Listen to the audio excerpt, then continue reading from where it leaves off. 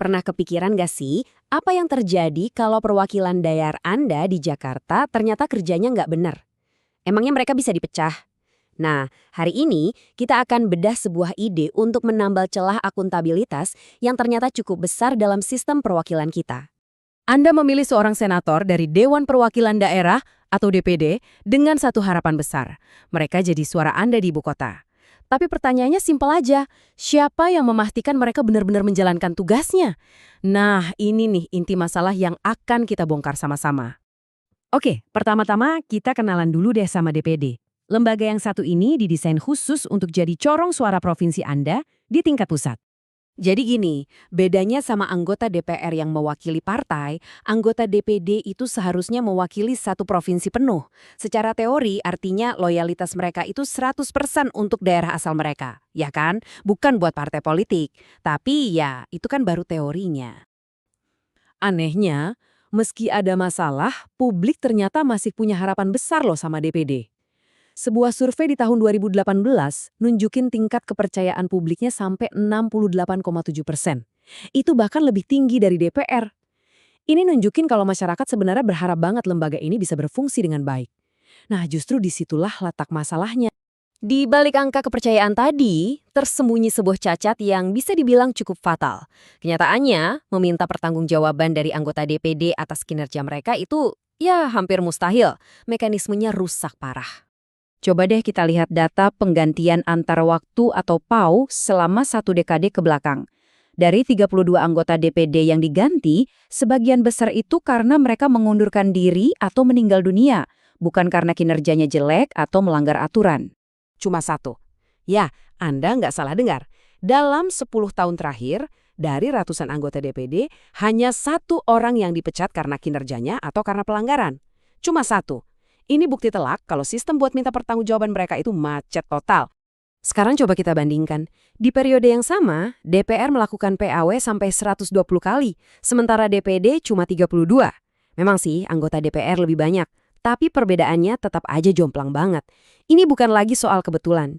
Ini adalah masalah yang sifatnya sistemik di dalam DPD. Terus, kenapa bisa begitu? Kenapa sistemnya bisa macet? Jawabannya sebenarnya cukup sederhana, karena seluruh prosesnya itu terjadi di dalam rumah DPD sendiri. Semuanya serba internal. Prosesnya tuh gini, ada pengaduan masuk, terus Badan Kehormatan DPD, yang isinya ya sesama anggota DPD juga, yang menyelidiki sekaligus memutuskan.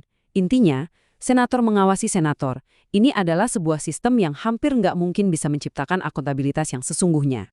Padahal ya, dulu itu nggak begini loh. Seperti yang bisa kita lihat di sini, kekuatan daerah untuk meminta pertanggungjawaban wakilnya itu terus-menerus dipangkas dari waktu ke waktu. Dulu, provinsi Anda itu punya kekuatan nyata. Sekarang, ya, peran mereka hampir cuma jadi simbol doang. Oke, kita udah paham ya masalahnya di mana. Sekarang, mari kita bahas solusinya.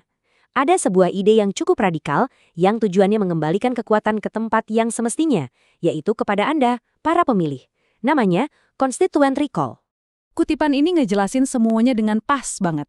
Jadi recall itu bukan sekedar hukuman, tapi sebuah jaminan kalau wakil yang kita pilih itu tetap terikat dan tunduk sama kemauan kita sebagai pemilih. Jadi, apa sih Constituent Recall itu? Gampangnya, anggap aja ini kayak tombol darurat di sistem demokrasi kita. Mekanisme ini ngasih Anda, para pemilih, kekuatan untuk memulai proses pemberhentian wakil rakyat yang dirasa sudah nggak bekerja untuk kepentingan Anda lagi. Tapi gimana cara nerapinnya di Indonesia? Nah, disinilah kerennya proposal ini. Idenya bukan lewat referendum yang mahal dan ribet, tapi dengan memanfaatkan struktur pemerintahan yang memang sudah ada. Coba lihat bedanya. Jauh banget kan? Sistem yang sekarang itu tertutup. Nah, usulan ini membaliknya 180 derajat. Proses recall tidak lagi dimulai dari internal DPD, tapi justru dari pemerintah daerah Anda, gubernur dan DPRD provinsi yang bertindak berdasarkan suara publik. Kenapa cara ini dianggap bakal berhasil? Karena DPD dan pemerintah daerah itu punya nafas perjuangan yang sama, otonomi daerah. Jadi, menyerahkan proses recall ke Pemda itu menciptakan sebuah rantai pertanggungjawaban yang logis banget. Ditambah lagi, dengan melibatkan gubernur dan DPRD sekaligus, ini mencegah prosesnya jadi alat politik sepihak. Jadi ada saling kontrol. Oke, saya tahu ini kedengarannya teknis banget ya. Tapi percaya deh, Ini efeknya langsung ke kekuatan suara Anda dalam demokrasi kita. Intinya, gagasan ini tuh soal mengembalikan kendali ke tempat yang semestinya. Ke tangan Anda, para pemilih di daerah. Artinya, kalau senator Anda nggak berjuang buat daerah Anda, maka daerah Anda punya gigi untuk bertindak. Ini benar-benar memperkuat ikatan antara Anda dengan wakil Anda di ibu kota. Jadi, kita tutup dengan satu pertanyaan besar ini. Perlukah lembaga di daerah diberi wewenang untuk memulai proses pemecatan seorang pejabat tingkat nasional? Ini adalah perdebatan yang fundamental banget soal keseimbangan kekuasaan, dan ini menyangkut jantung dari demokrasi perwakilan kita. Kalau menurut Anda gimana?